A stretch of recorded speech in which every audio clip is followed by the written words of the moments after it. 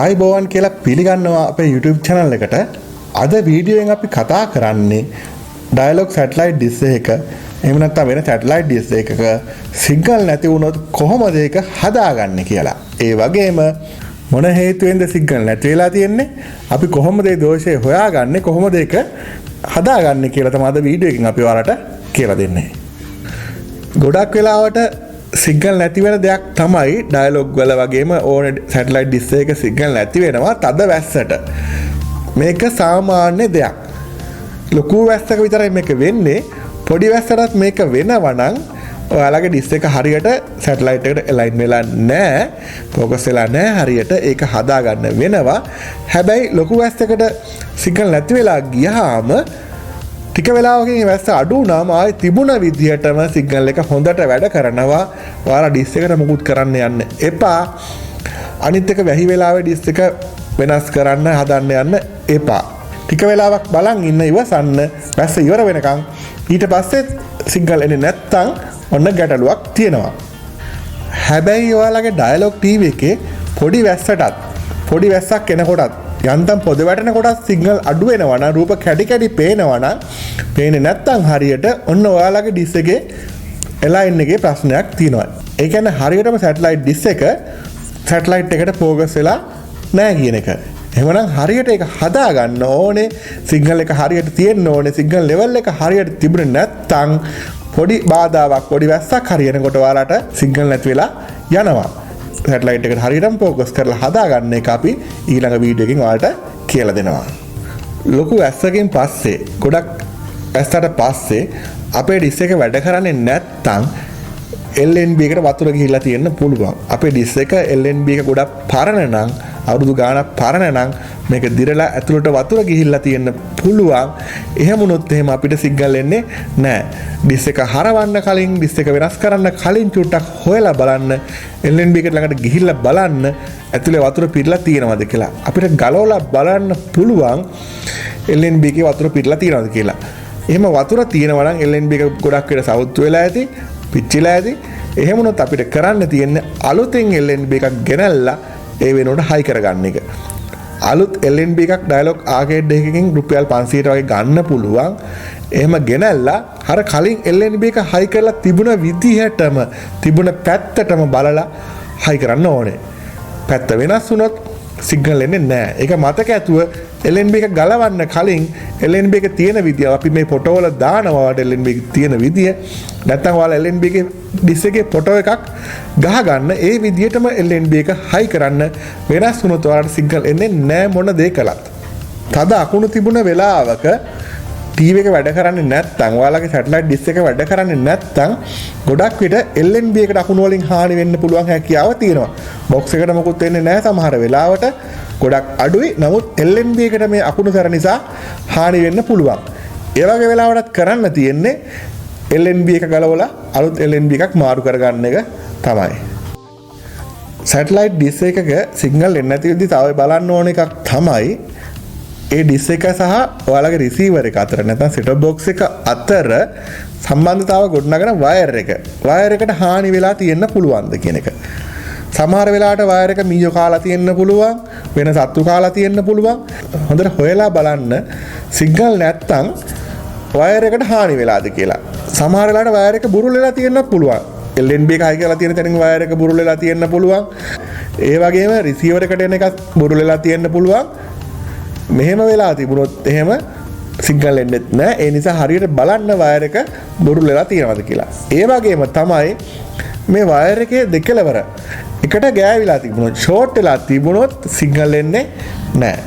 මතක ඇතුව හරියට බලන්න සමහර වෙලාවට වයර් එකේ වටේ තියෙන කෙඳි ටික මැද කම්බියේ ගෑවිලා තිබුණොත් සිග්නල් එන්නේ නැහැ. ඒකත් මතක ඇතුව හරියට දෙකලවර බලන්න ජැක් එක ගලවලා වයර් දෙක එකට ෂෝට් වෙලාද කියලා.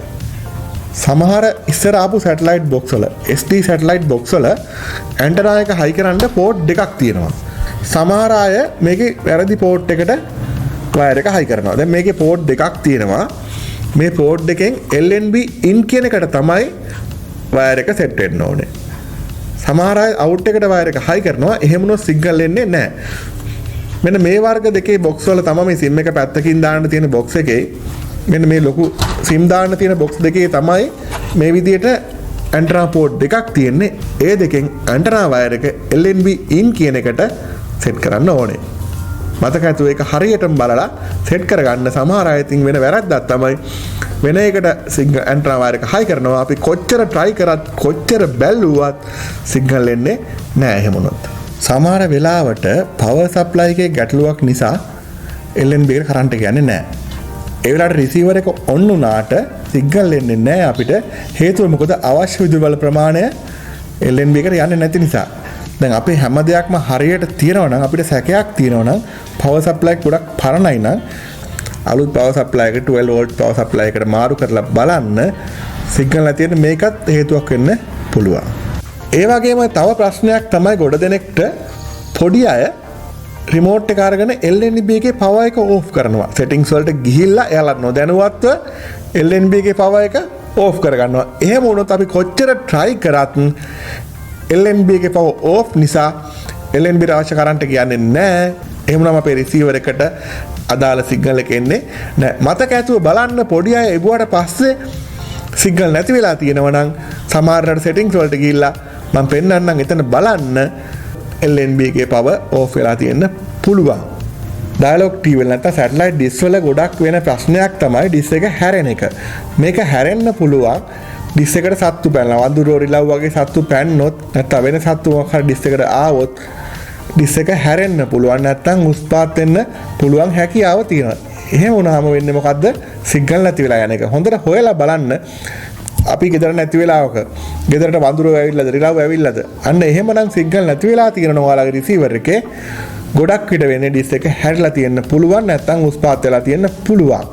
ඒක හොඳට ටිකක් බලන්න අවධානයෙන්. එහෙම වුණොත් අපිට දන්න කෙනෙක් ලව්වා හරි ඩිස් එක පොඩ්ඩක් උස්පාත් කරගන්න. එහෙම නැත්නම් චුට්ටක් හරව ගන්න කරන්න. හැබැයි ඔයාලට දන්නවා නම් මම කියලා දෙන්නම්. ඒ විදිහට කරොත් ඩිස් එක ආයෙ හදා ගන්න පුළුවන් තිබුණ විදිහට ඊළඟ වීඩියෝෙන් අපි ඩිස් එක ලයින් කරන හැටි කියලා දෙනවා. සමහර වෙලාවට සිග්නල් නැති වෙච්ච ගමන් ගොඩ දෙනෙක් කරනවා ඩිස් එකට ගිහිල්ලා LNB එක හරවනවා.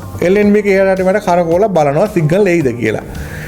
එහෙම වෙන හැකියාව අඩුයි. LNB එක සාමාන්‍යයෙන් කැරකෙන්නේ නැහැ. ඩිස් එක වෙනස් වුණොත් ඇරෙන්න. එහෙම LNB එක කැරකිලා තියෙනවා මෙන්න මේ විදිහට LNB එකේ පොසිෂන් එක තියෙන්න ඕනේ අපිට සිග්නල් එක එන්න. එහෙම වෙනස් වෙලා තියෙනවා නම් ඒක මෙන්න මේ තියෙන විදිහට හදා ගන්න. එහෙම වුණොත් විතරයි සිග්නල් එක හරියට ඩිස් එකට ගන්න පුළුවන් වෙන්නේ අපිට. තව සමහර වෙලාවට රිමෝට් එකෙන් channel පිළිවෙල මාරු වෙනවා. මේක වෙන්නේ ගොඩක් විට මේ SD box වල පරණ box වල මේ SD box වල channel පිළිවෙල මාරු වුණාම HD channel set එක ඉස්සරහට එනවා. අංක 1ට එනවා HD channel. ඒ channel වල signal පෙන්වන්නේ නැහැ. මොකද මේ SD box එක support කරන්නේ නැහැ. හැබැයි ඒ වුණාට channel list එක පෙන්නනවා. එහෙම වෙලා තියෙනවා channel පිළිවෙල මාරු වෙලා තියෙනවා නම් අනිත් channel වල signal තියෙනවා නම් අපිට පුළුවන් මේක factory default කරගන්න. ඒ කියන්නේ කලින් තිබුණු විදියට default කරගන්න. ඒක කරන්න තියෙන්නේ menu එකට ගිහිල්ලා factory default එක දාගන්න එක. මෙන්න මේ විදිහට factory default එකට ගියාම password එකක්. පොදු password එක තමයි 04. 04ක් ගහලා ඕකේ කරාම මේක රීසෙට් වෙනවා කලින් තිබුණ විදියටම. එහෙම වුණොත් මේ ප්‍රශ්නේ निराකරණය කරගන්න ඔයාලටම පුළුවන්. ඔයාලට ඩිස් එකේ මොනවා හරි ගැටලුවක් නැහැ, බොක්ස් එකේ ගැටලුවක් තියෙනවා කියලා හිතෙනවා නම් කරන්න තියෙන එකම දේ තමයි බොක්ස් එක factory default දාගන්න එක. settings වලට ගිහිල්ලා factory default දාගත්තාම රීසෙට් කරාම බොක්ස් එක තිබුණ විදියටම හරියනවා. ගොඩක් දෙනෙක් අපිට කතා කරලා කියනවා සිග්නල් නැහැ කියලා. no signal කියලා වැටෙනවා කියලා තිරේ. මතක තියාගන්න මේ ඩයලොග් හරි මොනවා හරි සැටලයිට් ඩිස් එක හරි සිග්නල් නැත්තම් අපි පාවිච්චි කරන ඒවල no signal කියලා තිරේ වැටෙන්නේ නැහැ. මෙන්න මේ පේන මැසේජ් ටික තමයි තිරේ එන්නේ. no signal කියලා එන්නේ බොහෝ විට ඔයාලගේ AV කේබල් එක නැත්තම් HDMI කේබල් එකයි බොක්ස් එකයි හරියට සම්බන්ධ වෙලා නැහැ. නැත්තම් TV එකේ setting වලින් AV එහෙම නැත්තම් HDMI වලට හරියට මාරු කරගෙන නැති වුනහම තමයි මේ no signal කියලා TV එකේ නිල් පාට ස්ක්‍රීන් එකේ එන්නේ. මේක TV එකේ රිමෝට් එකෙන් ඉන්පුට් එකෙන් එහෙම නැත්නම් සෝස් එකෙන් හරියට චෙක් කරලා බලන්න ඔයාලා ඉන්පුට් සෝස් එක AV ද HDMI 1 ද 2 ද ඒක හරියට සිලෙක්ට් කරලා තියෙනවද කියලා. සැටලයිට් ඇන්ටනාව සහ සැටලයිට් එක අතර අවකාශයේ බාධක මුකුත් තියෙන්න බෑ. ඒ කියන්නේ කිසිම දෙයකින් මේ දෙක අතර සිග්නල් එන එකට බාධාවක් ඇති වෙන්න බෑ. ඒ බාධාවක් ඇති වුණොත් සිග්නල් එන්නේ නැහැ. ඒ කියන්නේ අත්තකින් ගහක අත්තක් වෙන්නත් පුළුවන්. වෙන මොකක් හරි දෙයකින් වෙන්න පුළුවන්. සමහරට අපි ඩිස් එක තියෙන තැන ඉස්සරහින් වෙන බිත්තියක් ලොකුවට බැන්දොත් හරි මොනවා හරි අන්න එහෙම බාධකයක් ආවොත් හරි සිග්නල් එන්නේ නැහැ. ඒ වගේ වෙලාවකට අපිට කරන්න තියෙන එකම දේ තමයි ගහක නම් අත්තක් නම් අපිට කපලා හරි අයින් කරගන්න පුළුවන් වෙයි. නැත්නම් සමහරට අත්තක් පාත් වෙලා වෙන්න පුළුවන්. ඒවා අයින් කරගන්න පොඩ්ඩක් බලලා හරියට පැත්ත බලලා මම ඒක පෙන්වන්නම් ඔයාලට ෆොටෝ වල දැන් මේ පෙන්වන ෆොටෝ වල එක තියෙනවා. ඒකෙන් බලලා ඒක හදා ගන්න පුළුවන්. එහෙම නැති වුණොත් එහෙම කරන්න තියෙන්නේ ඩිස් එක ගල්ලා වෙන පැහැදිලි තැනක හයි කරන එක තමයි කරගන්න තියෙන්නේ.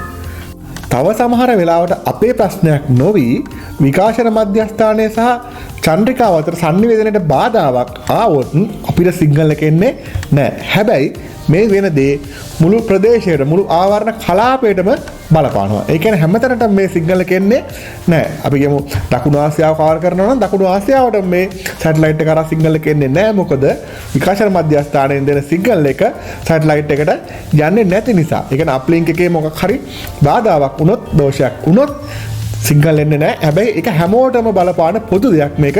බොහෝ විට කලාතුරකින් වෙන්නේ. නමුත් සමහර අවස්ථාවලදී මෙහෙම වෙච්ච අවස්ථා පහුගිය කාලේ අපිට වාර්තා වුණා. මේකට අපිට මොකුත් කරන්න පුළුවන් දෙයක් නැහැ. ඒක එය සේවා සපයන ආයතනයේ පැත්තෙන්ම තමයි යාලා එක නිවැරදි කරන්න ඕනේ. එක වෙලාවකින් මේක බොහෝ විට හරියනවා. අපි මොකුත් කරන්න අවශ්‍ය වෙන්නේ නැහැ. දැන් අද මම මේ වීඩියෝ එකෙන් ඔයාලට කියලා දුන්නේ තමන්ගේ ගෙදර තියෙන සැටලයිට් ඩිස් එකේ සිග්නල් නැති වුණොත් හදාගන්න හැටි. ඒ කියන්නේ හදාගන්න අපිට උපකල්පනය කරන්න වෙනවා මුලින්ම ඔයාලට මොකද්ද වෙලා තියෙන්නේ කියලා. ඒ දේ බලලා තමයි ඔයාලට කියන්න වෙන්නේ කොහොමද මොකද්ද අපි මෙතනින් කරන්න ඕනේ කියලා. මම මේ කාරණා ගොඩාක් කියලා තියෙනවා. කියපු කාරණා වලින් ඔයාලට පැහැදිලිව අවබෝධ කරගෙන ওই දේ කරලා බලන්න. මොනවා හරි ගැටලුවක් ආවොත් මට කතා කරන්න නැත්නම් මට කමෙන්ට් කරන්න. ඒතර මම අදාළ උත්තරයකට දෙන්නම්.